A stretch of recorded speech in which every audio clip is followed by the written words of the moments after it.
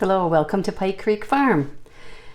And today I'm going to bake a cake. And it's actually my Grandma Lavern, my mom's recipe. As you can see, it's well used. This is a old-fashioned banana cake. The recipe calls for spry. I don't even know if you can buy spry shortening anymore. I have used this recipe when I first started my channel. I made cupcakes from it like Grandma used to, with chocolate chips and sugar on top. So I have that video and I will link that. But today I'm going to make an actual cake and do buttercream frosting.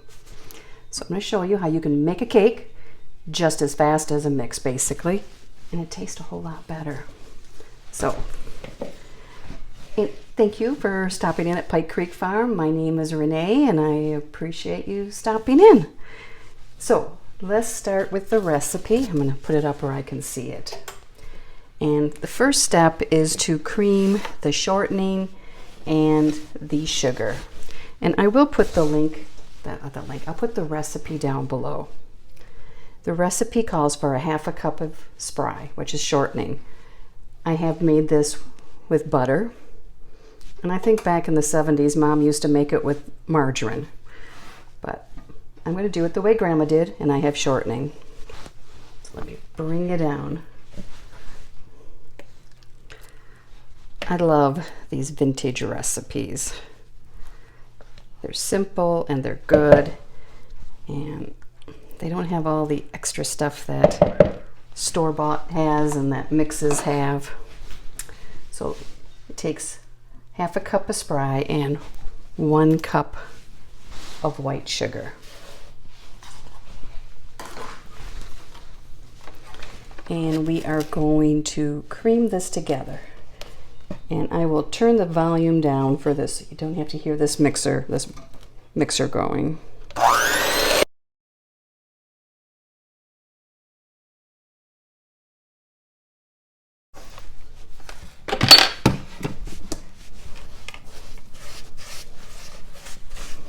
It is creamed together. So now we add 1 egg.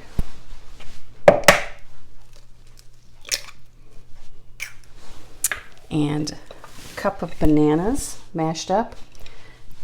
And this was the reason I decided to make it. We had 3 bananas that had gone pretty dark. And darker is better for doing baked goods. And usually I make banana bread or muffins, and today I decided I'm going to do the cake.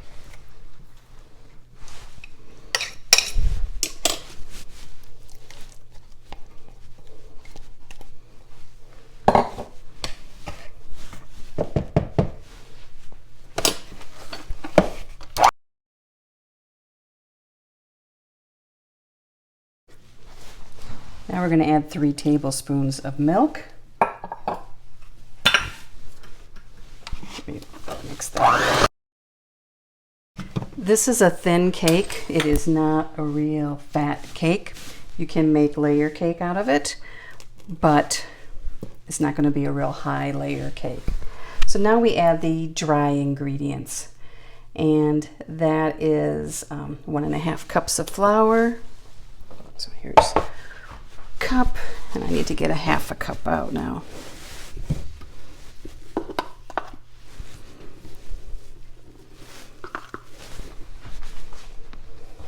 Grandma made this a lot. We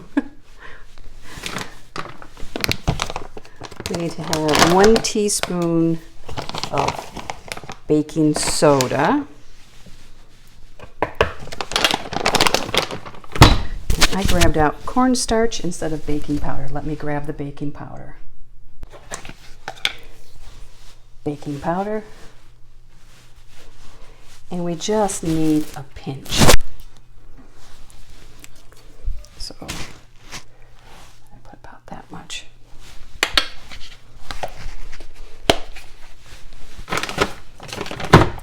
Now we just mix this up.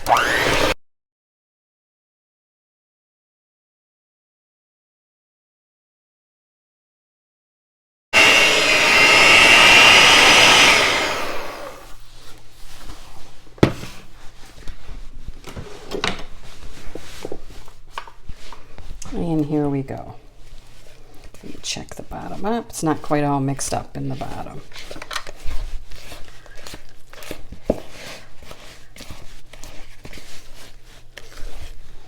My dad has become quite the baker, and he does it all by hand. He never gets the mixer out. There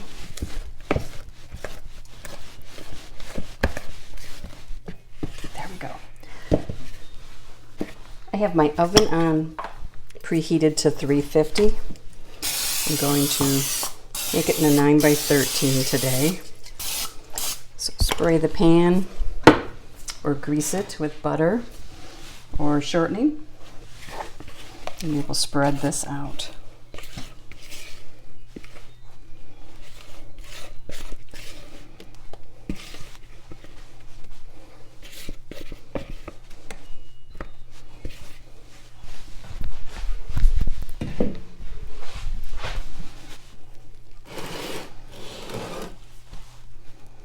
One of these times I'm going to try and double the recipe and see how it turns out. I asked my mom and she's like, I've never done it that way. It turns out this way. So,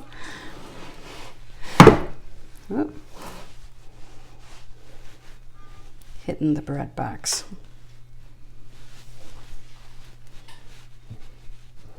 So this can be made into cake pans or a 9 by 13.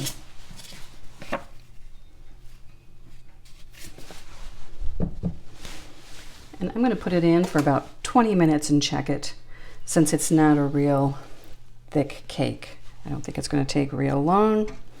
I will let you know how long it takes. It's not on the recipe. It's just bake it till it's done. And I just took it out of the oven. It took 28 minutes. I had it set for 30 at the end. I checked it at 20 and it was still very raw. 25, it was almost done. 28, it was, the toothpick came up clear. So now we let it cool and we'll make the frosting.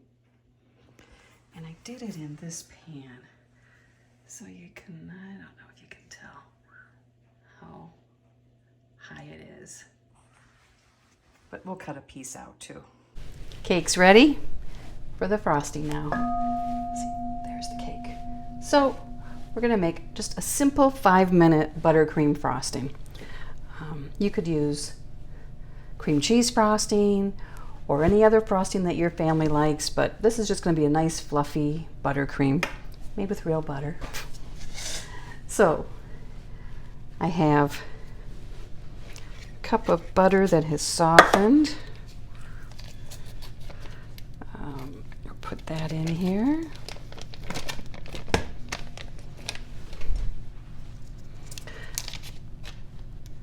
I used to decorate cakes, and I took a cake decorating class, and in that class, to make the buttercream that you decorate with and to get it to maintain, you needed quite a bit of like Crisco shortening and 4 cups of confectioner's sugar now, and it would be taste greasy.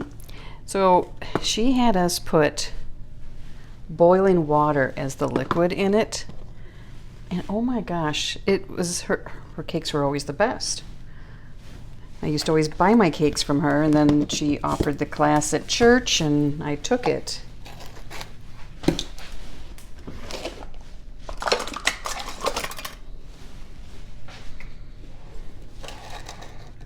That's a tablespoon. Need it.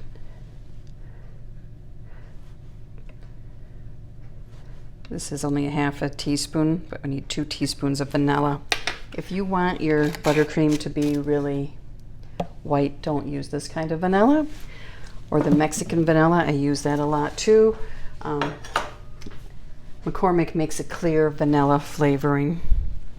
I don't care if the frosting isn't white because I'm not doing a wedding cake or anything like that. Now we need some milk. It's 2 tablespoons. And this is a half again, so we need 4.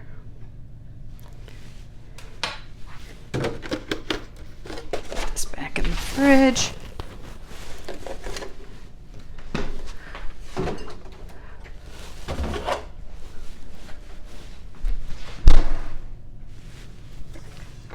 Now we're just going to beat this all together. I could have sifted the confectioner's sugar to make sure there's no lumps. If I was doing this to take somewhere for something fancy, I would, but I'm just doing this for Jim and I to eat, so I didn't.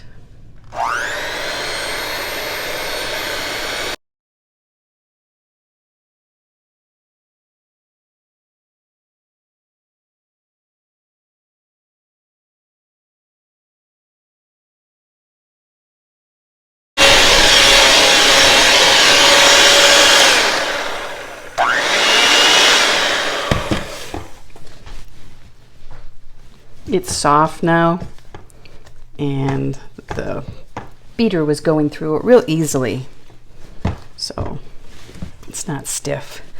So I think we're ready. Here is the cake, and it has cooled.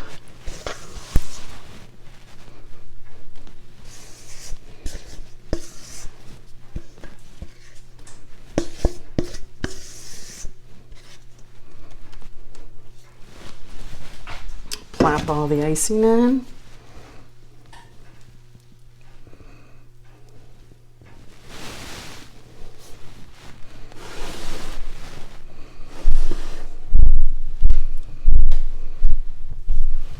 Grandma used to make this for birthdays, for Sunday dinners, but she used to make the cupcakes a lot too, and they were extremely popular with men in the family especially.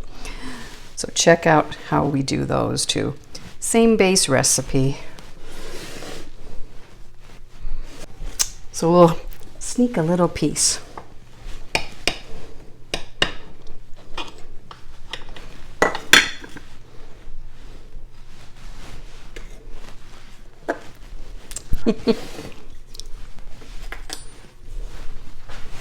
Here's the cake. As you can see, it's not a real, it's not a real tall cake. If this was made into 2 layers, they would be about that thick. That's perfect. And can you see the little black, like dark flecks? That's what you get when you use ripe bananas. And that is what gives it natural banana flavor. You don't need to add any flavoring to this. This tastes like banana. I'll put the recipe down below for both the cake and the frosting.